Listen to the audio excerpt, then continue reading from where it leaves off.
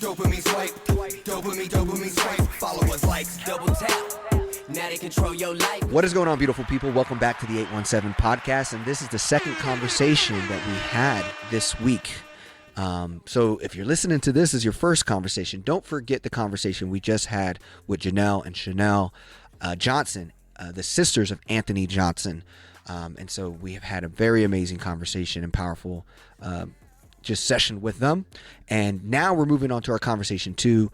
And thank you for really kind of managing and setting this one up. Who do we have and what are we going to be discussing today?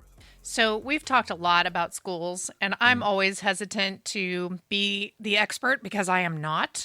And so I have mentioned multiple times that I have a very good personal friend who works for Fort Worth ISD as a teacher, Ale Cheka, and she has offered to come on multiple times before. And so we've finally found a time that matched up with her and with us, and it's timely because there's some significant goings on in Fort Worth ISD at the moment. So today we have with us Ale Cheka.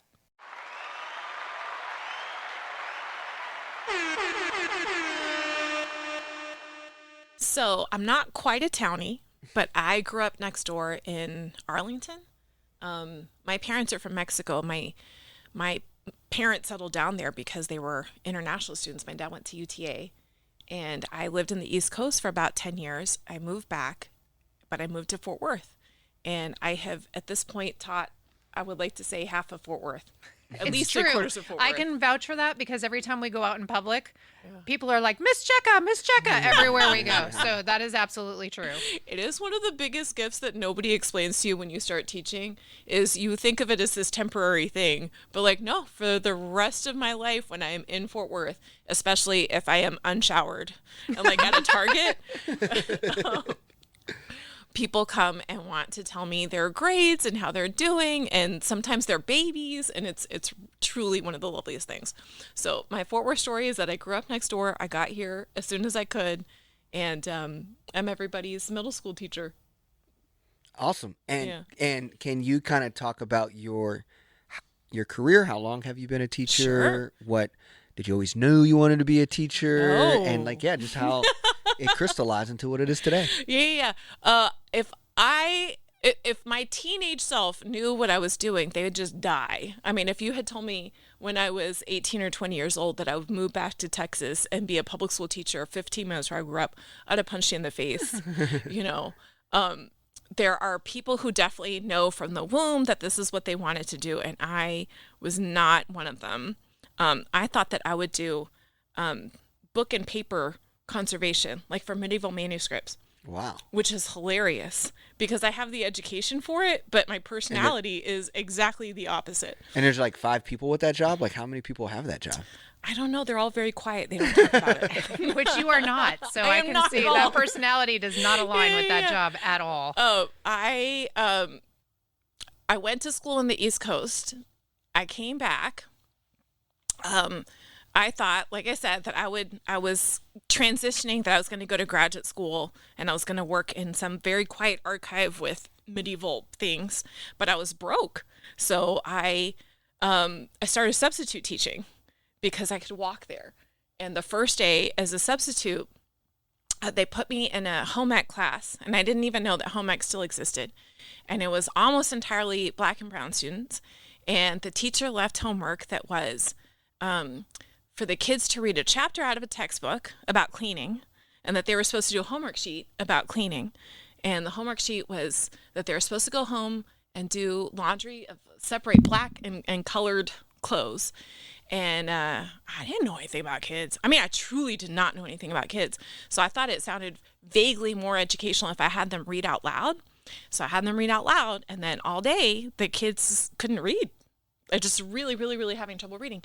And then there was one little girl that, if I could go back and kick myself, she did not want to read in front of the whole class. And I forced her to, and it's because she didn't speak English. And I had grown up bilingual, 15 minutes away. And I was so naive. I went to the school secretary like at lunchtime, and I was like, "Are you aware there's kids in this building and they don't know how to read?" And I thought that this was like a, earth-shattering news that you were bringing to their attention. And she just laughed and laughed and laughed. And at the end of the day, I realized I just spent all day teaching black and brown kids how to clean in a school district that I attended and that sent me to an Ivy League school. And that was it. That was like that was the one day that I needed of like, no, actually it turns out that like, like to answer the question for myself of like, how did this classroom happen? How did this circumstance happen? And like, but why aren't these kids learning about history and reading and, you know, reading poetry and doing math and whatever? I have now spent the whole rest of my career trying to answer that, but that hooked me. I mean, that completely hooked me. I subbed for a year. I came in basically from off the street. I was alternatively certified. I taught for about 6 years. After 6 years, I decided, oh, okay, I'm really doing this thing. So I got a master's degree in literature from Middlebury, and then I got another master's degree in literacy from Harvard.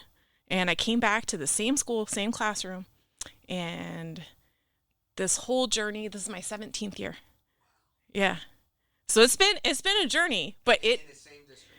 same district. No, I taught one semester in Arlington. I taught bilingual ed for one semester in Arlington. And then Terry Buckner at FWISD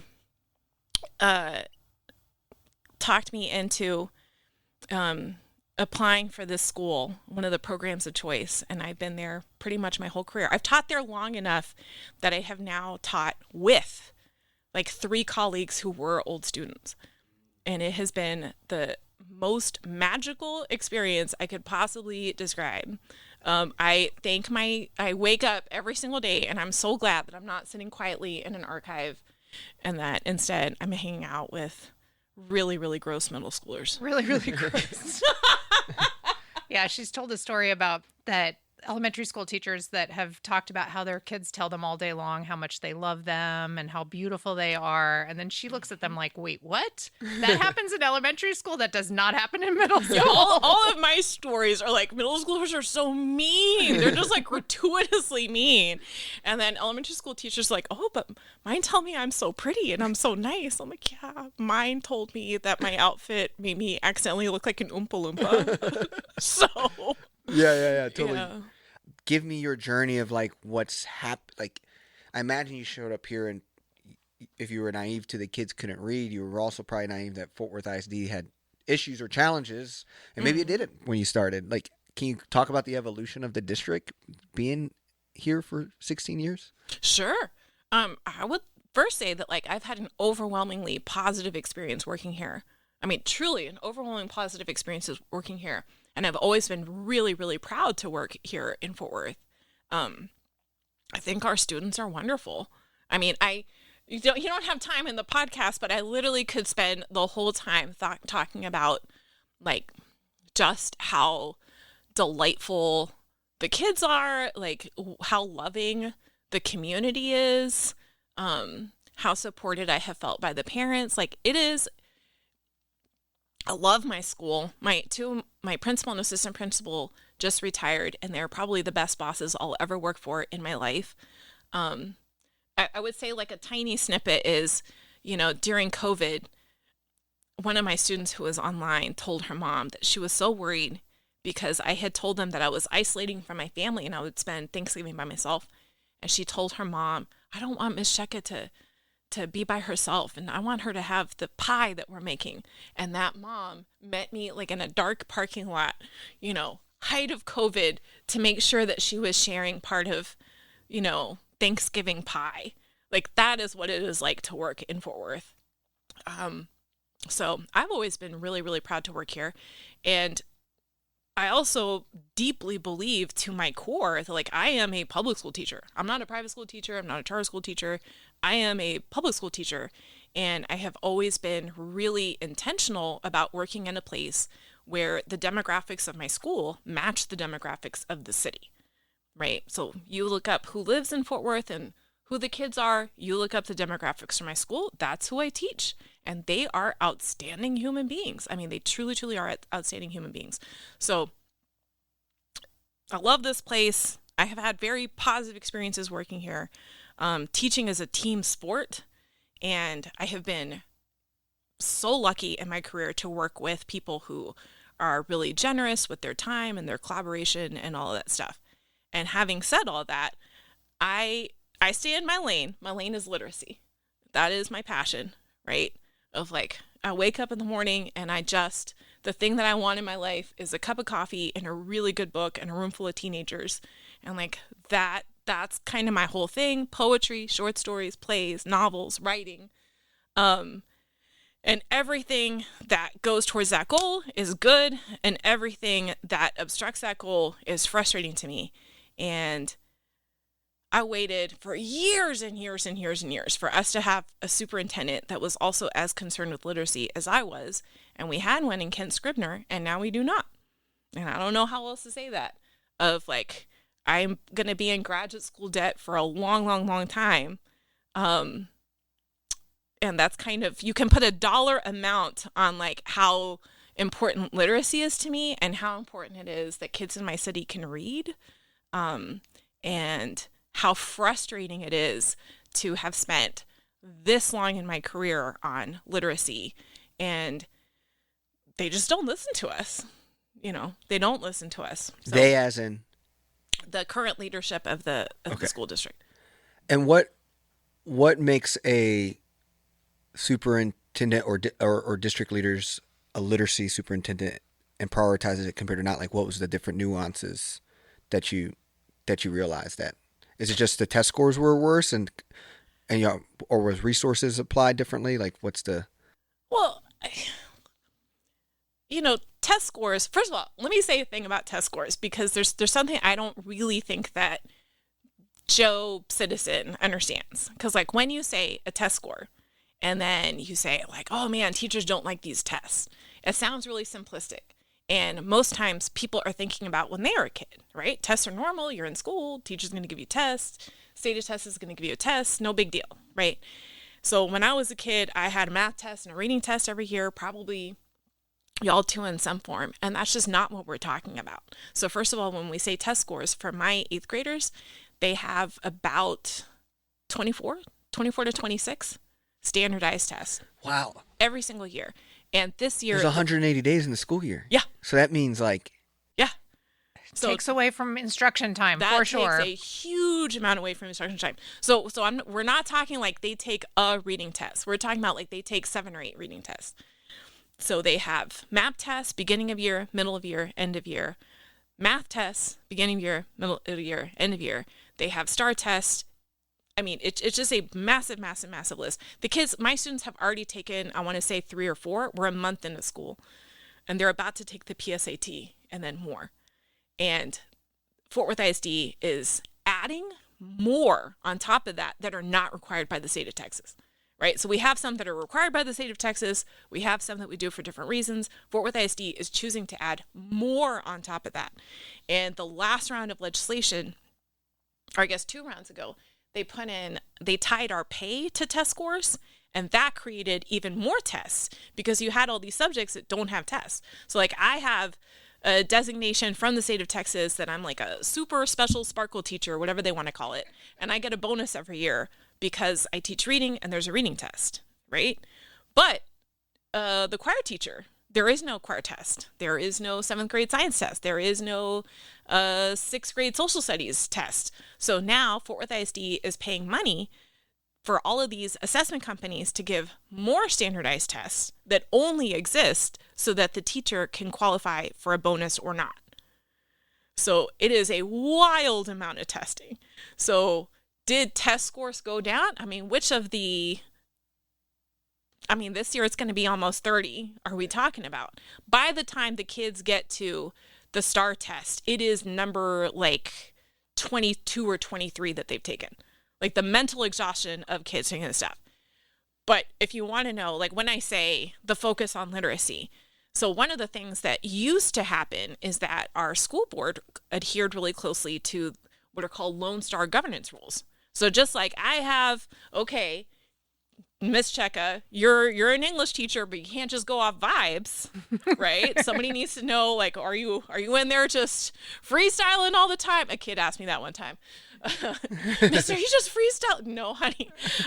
We can't just, be playing the Minions movies, whatever. Like, I'm held accountable to hey, I have to show that I am actually teaching the kids. We are doing these things. And periodically there are these, pick one of, however many tests. The Lone Star governance rules said that the school board also had their own accountability goals. So if you go to a school board meeting, they would start it by saying like, okay, here are the specific goals that we have said, that we have articulated for ourselves and for all of our employees and for all the kids and for all the parents. Like, these are our goals. And then every school board meeting, we're going to ask ourselves, how are we doing on those goals? And then they would say them. Right? This is how everybody's judged. What are the current goals? No idea. Yeah. No idea. So that governance is just kind of I don't been know. let go. I don't know. I honestly, I took a break from going to school board meetings after they got wild and woolly with like the book banning days, right? But if you take a look at like the strategic plan, there's nothing there. Like, there is literally nothing there. So we have gone from an environment in which, like, yeah, I'm an employee. I agree and disagree with all kinds of different things, but there was a plan to agree and disagree from. And like, I might have a difference of opinion on like how important this assessment or that assessment is in the context of my teaching, but I know that this is the one that they're focusing on, and right now there is no plan. There's no coherence. They've laid off so many people without evidently checking to see what those people did, right? Like, there was no plan in place for like, we're going to lose this institutional knowledge, like, here's the stuff, in a way that like that kind of stuff from a level so high above me should not be trickling down in my classroom. And it is. On top of that, like, the way that it affects me in my classroom is that we are being micromanaged into the ground. So like, there is both a sense of like, nobody is steering the ship, and also like, there's no captain at the helm, but there's somebody standing beside every sailor being like, no, you're rowing wrong. You're rowing wrong. Row like this. Row like this. And you're like, I mean, don't you have like a bigger picture thing that you're concerned about? Yeah. So yeah. And like the public, meaning the parents, the parents are completely right to look at a test score. So I'm saying, I having said like, look, the kids are way over tested and this is taking way, way too much instructional time. I stand by that, but parent is totally reasonable to say, hey, how come my kid doesn't read in their English class? Right? Yeah. And like, why is Fort Worth, if you look at a city with similar levels of poverty, similar demographics, whatever, how come that city over there, their kids can read? Like, those are reasonable questions for people to be asking. So both things are true. In the article that came out that you were in, they talk about data driven and that they're trying to do everything data driven. And so is this over? I would dispute that so strongly, Anne. I would dispute it. Is it what they're so saying strongly, though? Is that they're trying to collect the data by all that testing? And if I wrote a curriculum and then the data repeatedly showed me that curriculum was not working, then I would suggest that data-driven would be to stop, look at the curriculum, and then ask, how can we improve this? Yeah. I would not say that data-driven is to take the curriculum that is, by your own measures, ineffective, and then tell all of your employees the way that we're going to be evaluating you, the way that we're going to be monitoring you, is to see how closely you are following this curriculum, which is not working. So they're using the word data-driven to say, oh, it's not working because of the teachers rather than because of the curriculum? I have no idea. Like, okay. I literally sit around thinking, what could possibly be the thinking behind this? Because this makes no sense. Yeah. I will say this, like on the individual teacher level, the way that it feels currently is that if you have really, really high test scores, which I do, then that's because you're just lucky and those students just got to you that way. And if you have low test scores, it is your individual fault. So I don't know how that figures in, because sometimes it sure feels like the term data driven is just a cover for, education astrology. Mm-hmm. It means what you want it to mean. Yeah. And we often have the sense that they don't know how to read the data. Yeah. You know, like an example, this, and I know this is like very inside baseball, but like this is just an example. 7th grade math scores right now across Fort Worth ISD are low. Like if you look at a graph, whoop, there it goes, it goes down. But in Fort Worth ISD, at many, many, many schools, like if you're a 7th grader, like if you're a 12, 13-year-old, and you are really good at math, they put you in an advanced math class, and then you take the 8th grade STAR test. So by definition, all of those scores are the bottom half of test scores. If they thought that you were going to, you know, be able to handle a harder math class, they put you in the harder math class, right? So why are you looking at those as though like this is a representation of like 7th graders, right? Yeah. Rather than recognizing these are 7th graders who by definition are struggling with math. It's that sort of thing. Yeah. And like that institutional knowledge that we lost was somebody knowing that. Somebody knowing like, hey, at the middle school level, at the elementary school level, at the high school level, these students take these classes, which correspond with this state test, and these students take these other classes. Which is why they see a dip. Yeah. Yeah. Yeah. Wow. This is why I don't bother to try to be an expert in all of this. We bring people like Allie I feel in. like Allie needs to come on more often when we have these stories. Like every time there's an article about education, we need to have this expert come and help inform. So like give like, right, I like how you said Joe the citizen or something like that, right? Like a lot of us are Joe the citizen, and we're like seeing it from the outside, and you know, you got kind of the classic Joe the citizen verbiage of, oh wow, you know, like being a teacher is hard. Why can't we get more teachers in the office? We just see the data continue to show we're not bringing in enough teachers. More teachers are looking to leave. So like, give me your like, I guess, state of the profession and what can we do to, you know, I guess celebrate it more, just make the job more viable and real to more people to see how awesome it is, as you just said. Yeah. Getting pie when you're sick and on a COVID and holidays, and impacting kids and people, and being able to enjoy your life. Yeah, I would say that is not the role of the public. That's the role of the state legislature. I mean, flat out. Yeah. You know, there's this talk of whether or not teachers are appreciated in society. No, we're not. Am I appreciated by the parents and kids? Absolutely. And like, that's my engine that I go off of. But you cannot pay mortgage or health insurance off of that, right? So like, that is a real problem. And in the US, when you look at, you know, we've got 50 different education systems, and we have a very decentralized, weak Department of Education that overlooks them. And you could really, really see that during COVID, right? Yep. It was hard to say like schools, US schools are doing this, or even Texas schools are doing that, because it's so decentralized. All independent districts. All independent districts. But if you look by and large at like how kids are doing in states where the profession has been professionalized, students generally do better. So I'm just going to pull Massachusetts out of a hat. So Massachusetts, to be a teacher in the state of Massachusetts, you have to have a master's degree. Like recent state legislation in Texas said that if you're in a district of innovation, you don't have to have a college degree.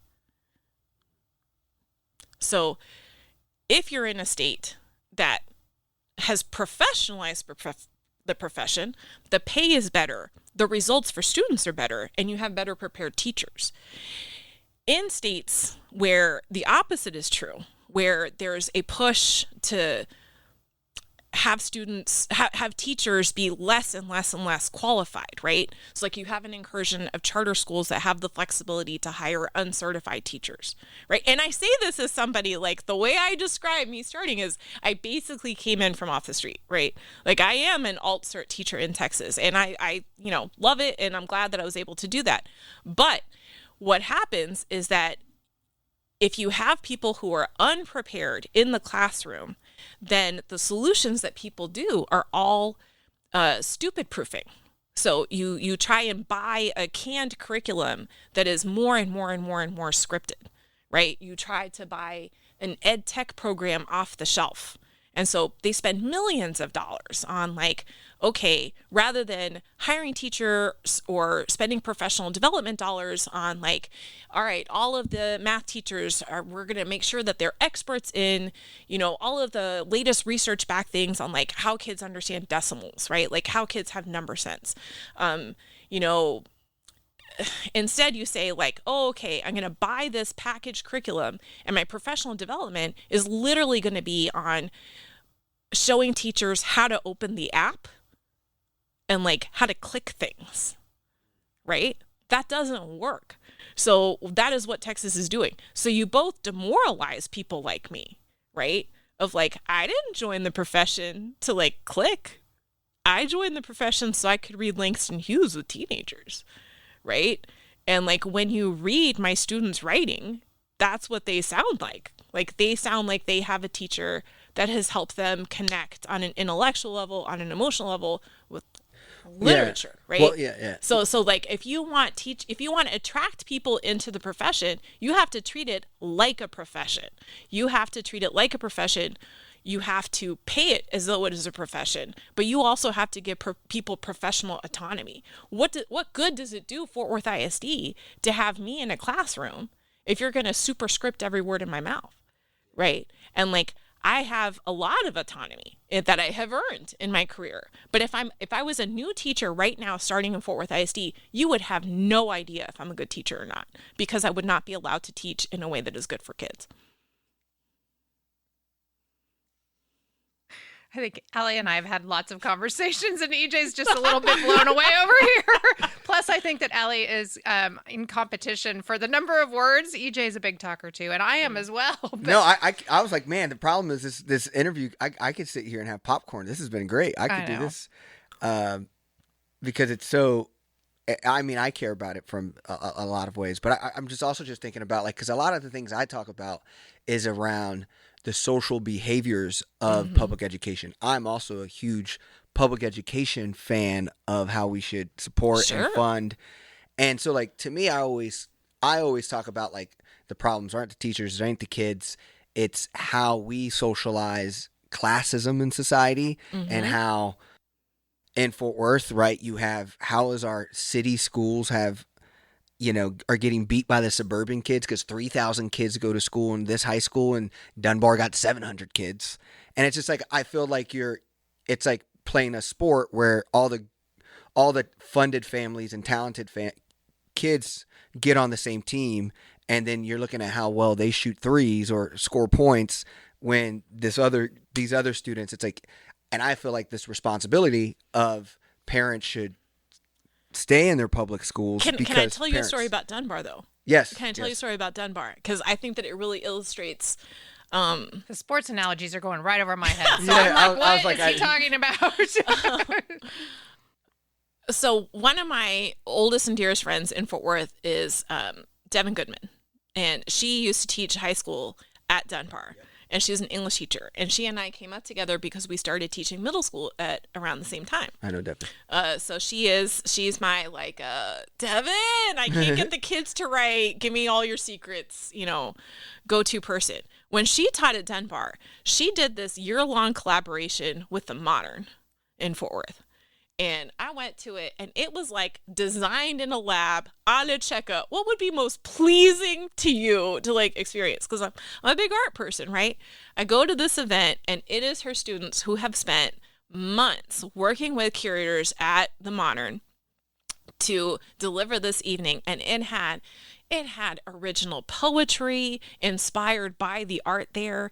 Every kid was assigned a gallery, and these kids gave these beautiful in-depth analyses of these paintings. I mean, it was beautiful. The most opposite of curriculum in a box off of a shelf that you could possibly see. Nobody showed up from the district or the city or it to cover it. Yeah, right? Yeah. So like the kids, brilliant, right? The kids are brilliant. The teacher's doing all of this really, really crazy, like not just, I took the kids on a field trip, but like an in-depth collaboration and stuff. And like, where's the attention for that? Yeah, exactly. Where's the attention for that? Where's the stuff, right? Later on, a couple of months later, I meet one of the young ladies and I recognize her, and I can't remember if she was the valedictorian or salutatorian. And I asked her, like, super English teacher questions like, oh, what books are you reading in class? And, what are your plans for after high school, and et cetera, et cetera. And she told me they hadn't had a teacher. They hadn't had a teacher in, it was something like a year. It was something crazy. These are seniors taking AP English. Seniors taking AP English that have amply demonstrated to a casual observer like me, like, I don't teach at that school. I don't know those kids, right? Like, I spent one evening with those students and I'm like, wow, you guys knocked my socks off with how bright you are, whatever. And I feel like that right there is the thing of, like, a narrative gets told about students at Dunbar or teachers here, whatever, right? But the issue is not the students. The issue, and it's a separate issue to what I'm talking about. Like, this is something that's not this superintendent. This is like a long-term, public perception problem, and also resources issue, is that if that same student was at Paschal, you're telling me that the Paschal parents would have stood for there being no AP English teacher in the year that the kids are applying for colleges? That wouldn't have lasted for 2 weeks, right? And so I feel like just over and over and over again, I have seen that, like, no, like, the raw material and the talent, it is there at all of the schools. But we as adults have to be bringing our A game for those students, just like we bring our A game, elsewhere. And like, because Fort Worth ISD is like, you can choose any of the schools if you like as a parent, or like, I don't think it's wide open like that. Well, like, I know There's some lottery. I know you can send your, like, hey, I was sending my kid at the Leadership Academy. Now I want to pit him to Arlington Heights or something like that. Like, you can switch. Well, the way it used to be is that parents would spend a week in the Paschal parking lot trying to get their kid to transfer there, right? And then we had programs of choice. And so they put these programs inside, like, they have lots of different ones. So my school is a standalone program of choice. They also have high school standalone ones, like Marine Creek, is an early college high school. You can get your TCC diploma and your high school diploma, graduate at the same time. But then you also have programs that are like a program within a larger high school. So you go to, like, Northside has this amazing culinary program, and they put a lot of money into it. I had a student go to that culinary program and then go work in a restaurant in New York City. Like, it's really cool if you see it and experience it. But, like, those students, they attend the larger high school. They have, like, more of a typical high school experience with your prom and whatnot. So we have all kinds of different programs of choice. And the idea is to make it so that it's not like Hunger Games on this school is resourced and then these aren't, but that, like, even your neighborhood school would have a program in it that specializes in whatever.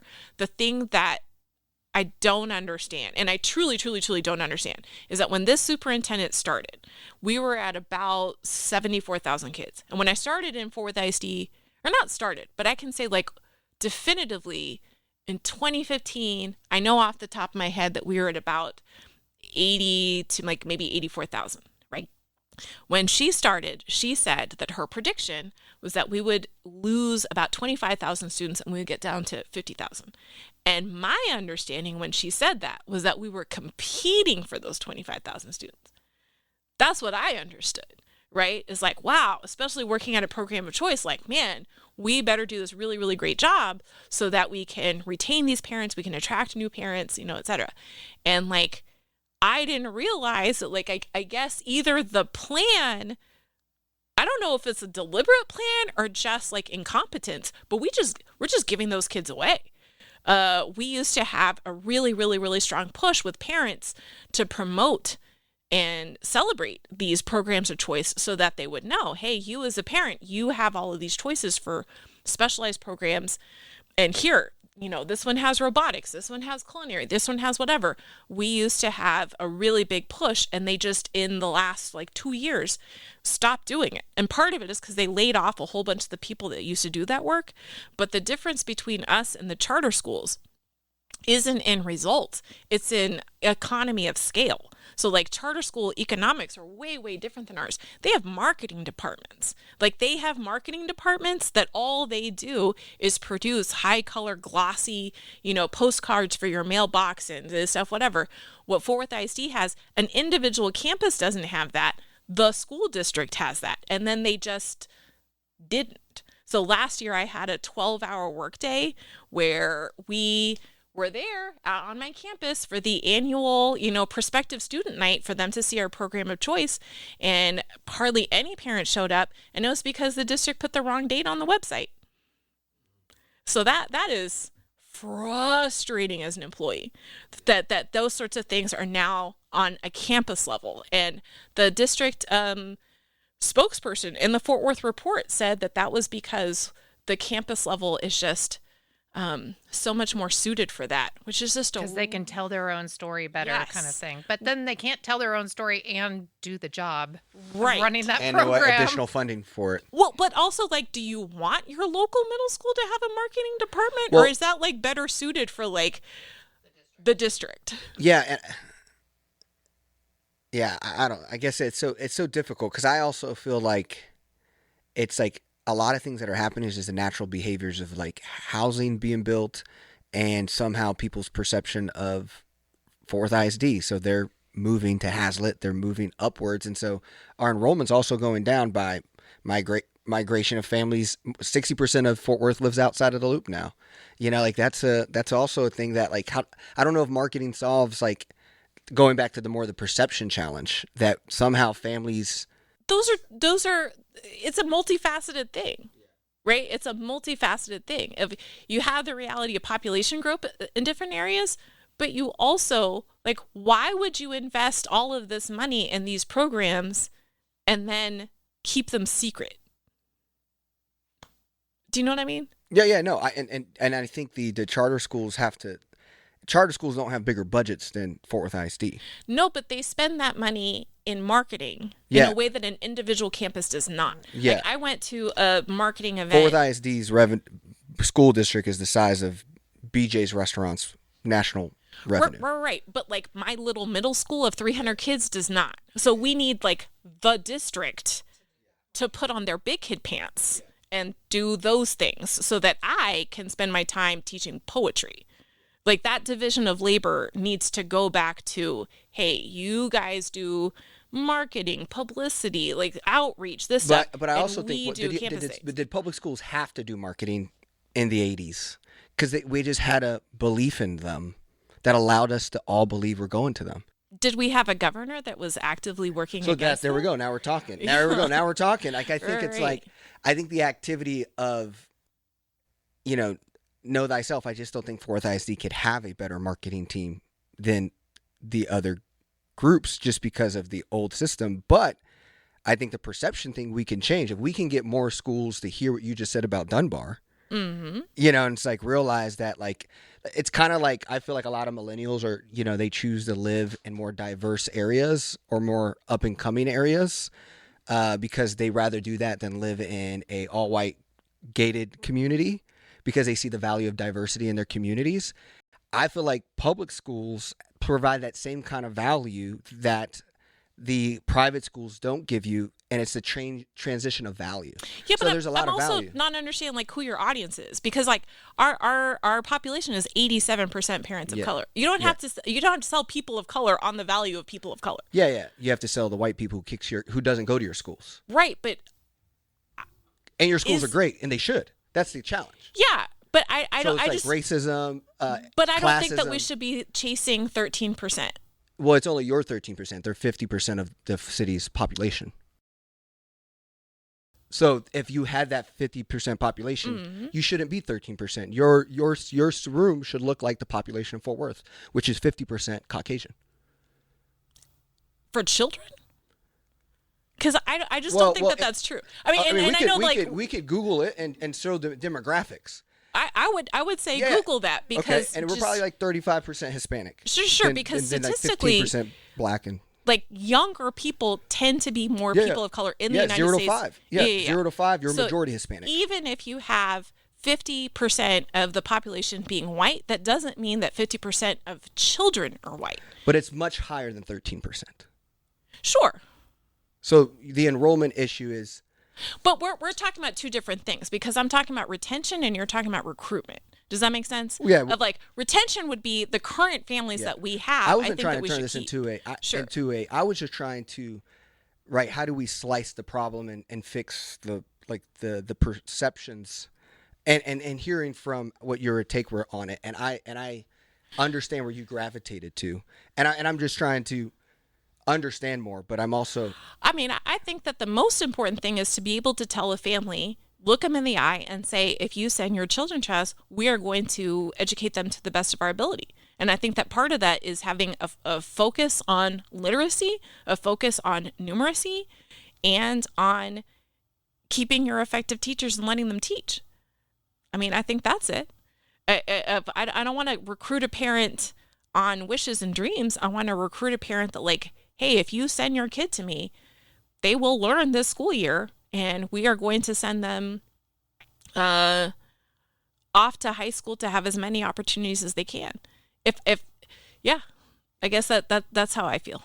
You were talking about perception and people making choices. And so if they move here from somewhere else and the cheaper housing is further out and the perception is that another school district is going to, be better, then people make those choices. But it's based on perception, and that's not getting the story out about what is available in Fort Worth ISD schools. Yeah. Because for many years, and back when I was making decisions about where to send my kids, and this is why I constantly say I can't be talking and being the expert in the room about public school, because while I attended both public and private and have some understanding, I chose private school for my kids. And so I feel very awkward about saying anything about the topic. But the perception when we first started asking people about where to send our kids to school was there's very good private schools in Fort Worth. And that's what businesses are told when they come here and all of that. And so while I absolutely do not support the idea of taking public school dollars and allowing people to make those kind of choices, and I think that the state government is abhorrently wrong with this idea, and now wish to do what I can, even though I don't have kids in school at all, to support the public schools in Fort Worth. That perception, I think, is what EJ is talking about, why people make choices about where they buy houses and where they send their kids to school. I guess I would say this. I'm pretty agnostic on, if you're a parent, send your child where they're going to be educated, where you feel comfortable, right? Like I would never say to send your child to school based off of an ideology. I just think that, like, public schools existing and thriving is the core of our democracy, right? Like, it's wonderful that you as a parent have choices to do these other things. I will tell you that one of the things that truly keeps me up at night is like, if you're a parent of a child that has any kind of learning difference or dyslexia, you have a window for literacy. You have a window, and that window is limited, right? So, like, if you're a parent, do right by your child. And I think that it is wonderful stuff. I just, like, in Texas, like, not even talking about Fort Worth ISD, but in Texas, I think that it's just a totally false sense of Hunger Games. Like, education is the thing at the cornucopia, and we just all have to be scrambling for, these resources when the state of Texas is sitting on a $30 billion surplus. Like, the fact that my school doesn't have consistent air conditioning, the fact that I'm crowdfunding class sets of books, the fact that I, for the first time, this is year 17, and not sitting in a broken student chair, like, that's not out of necessity. Yeah. That's not because of charter schools, not or whatever. That is because, like, our governor and our state legislature, sitting on a $30 billion surplus, made that choice deliberately, right? And so I think that, like, no, as for the parents of Texas, by all means, like, send your kid where you feel most comfortable send, but be aware that, like, these conditions, that these are made up conditions. Like the state of Texas tomorrow could decide that they're going to adequately fund public schools, and they don't. And like the idea of the private school versus public school, the governor of our state has made parents feel like, okay, if we're talking about private schools in Fort Worth, we have wonderful private schools in Fort Worth, right? Like Trinity Valley is wonderful, Country Day is wonderful. Like these are great, great schools, but he's made it sound in the public imagination as though if we did these, like this funding voodoo, then your child would also be able to go there, and that is not true. The current tuition of Trinity Valley is, I believe, $26,000. So even if you did as Governor Abbott wanted, and you gave every parent in the state of Texas $10,000, which by the way is $2,000 more than what our per student spending is in our state. Even if you gave a parent, here's $10,000, the parents don't have, like the parent that doesn't have $26,000 also does not have $16,000. And people don't have one child, people have 2 kids and 3 kids, right? So like in states where they have done this legislation, like Arizona, what has happened is that it neither increased the population or proportion of children from public school to private school. It's the same kids that were already going to private schools are now just going had to a little private bit of a schools. supplement. Yeah, they subsidize that. And the other thing that happened is that the private schools just increased their the tuition, the amount of the voucher dollar, right? So like, gosh, I am not here to tell you that, in the same way that I wouldn't tell you that traveling first class on a plane is, better than having the seat in the back. But what I'm saying is, when it comes to funding, you can't like not let people on the plane, right? And like my parents live in a really small rural community in East Texas, and like those rural Republicans are the ones who blocked that, because there would not be a Trinity Valley in like your little town. You would have just completely gutted your town's minuscule public school then for nothing, right? So that's our statewide thing, and Fort Worth ISD exists in that context. And Fort Worth ISD is also totally right that like we in the public schools are being expected to do all kinds of things that are outside of our scope. 100%. I mean, like we have food banks in a lot of our schools. Like a lot of our schools have food banks. Clothing Social closets. service. Social the kids services, the most kids who need the most need. Yeah. You're helping them. Yeah. 100%. But it is also true that we are not the only large urban school district that has students in poverty. So like even when we compare ourselves to other urban school districts, we could be doing better with literacy. I mean, and I say literacy because that's my lane. That's my lane. I stay in my lane. Yeah. Is there any question that we did not ask that we feel like we should be bringing up? What nugget of perception or perspective do we need to have when we make decisions in Fort Worth or talk about Fort Worth ISD? I think this is a great city. I'm proud of my school. I'm proud of my students. I'm proud to work here. I don't think that you have to be. I think that there is a hesitation in some circles to offer criticism of this superintendent because it feels like an indictment of public schools. And I just want to separate out those two things, right? Like you can be at your core a huge supporter of public schools. You can be a huge supporter of your kid's local school. That's another thing of like, I know that there's a lot of, we don't get respect in society, and we don't. But there's also so many parents that hesitate to criticize because they don't want it to be a criticism. They don't want me as their kid's teacher to feel like they're criticizing me or that they're criticizing or our be school. lumped into the folks that have been showing up at school boards the last couple of years. Yes. Being ridiculous in their criticisms. So absolutely. Critiquing and trying to be a part of a solution, Right. but not be lumped into the folks that have been hypercritical about things like the book banning and that sort of thing. And you could not have said it better. And so I would just really, really encourage people to feel and understand, like, you can love public schools, you can believe in public schools, and like part of the way that you can love and support public schools is by expecting the best from them, And I would say that like if you have so many teachers saying, hey, this administration does not have a coherent plan, we would like some better leadership. I don't think that that's, the public service is not a loyalty test, right? There's no loyalty test here. So I don't think that offering criticism an individual administration or wanting something better is this stuff. And, you know, I'm somebody, I didn't vote for the mayor. I voted for Ann. Like, that's not the mayor that I would have chosen. I disagree with most of the solutions that she offered in her letter, because I think that those solutions are exactly what the school district is always already doing that is not working. But I don't think she was wrong in saying that.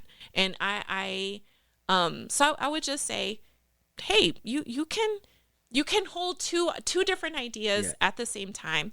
And also, since, you know, I may never get this audience again in my whole life, I would say, no, we'll have you back anytime you want to come. But if you have a kid at home, you know, just remember, you know, the purpose of education here is not to produce like a widget that spits out test scores.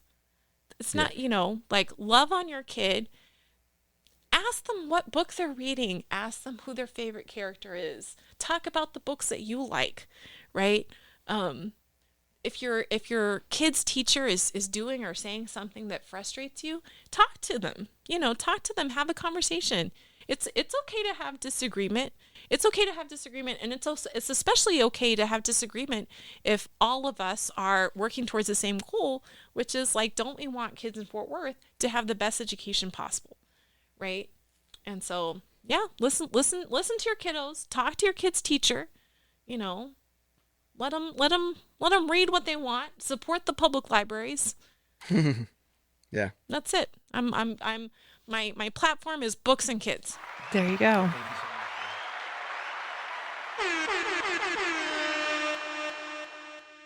So there you have it. That was Miss Cheka, a dynamic teacher here in Fort Worth ISD who is in tune with what's going on. Another credible conversation that we had this week.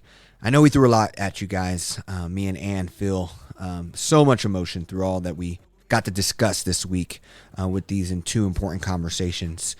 If you felt called, moved, connected, thankful for this podcast this week and the people who showed up to give some of their time to talk about the nuances of their industry or situations, please continue to share this across the county. I think we're getting movement in the county, movement in the city, because more and more people are believing and seeing that we're not alone on these issues, and we do want accountability, and we want quality education. We want quality criminal justice reform. And that's what I felt like these two conversations are really all about, is how do we change systems so that we have a better quality of life. See you next week on the 817 podcast.